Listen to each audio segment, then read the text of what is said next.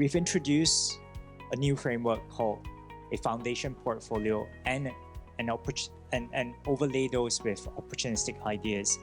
So I would like to invite Audrey to speak a little bit more about that. What are those? And we will talk about how can we implement those. So I always like to use the analogy of a house. So when we build a house, we want to make sure that there is a solid foundation to the house. You basically want your house to be strong and sturdy, that can stand the test of time.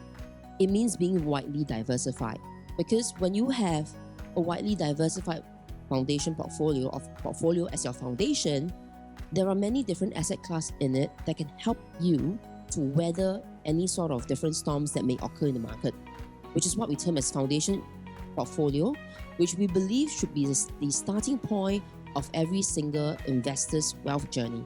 In order for us to understand a little bit of what goes inside the foundation portfolio that we will recommend to you, we've invited Arthur from our Fund Select team to share with us what exactly is Fund Select. So we have this process that started in 2009. We call it the 3P process: people, process, and performance, the 3 Ps. A portfolio manager, we analyze the people's factor.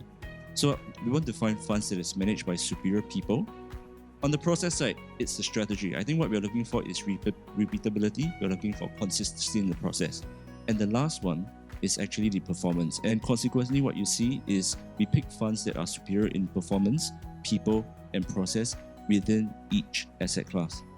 There are thousands and thousands of individuals, and there are already a few hundred in this room.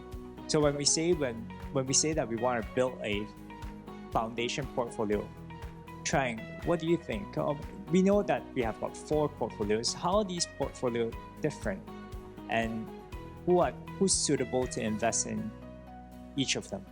So what you have in front of you is a suite of the 4 funds that we have launched in late 2022.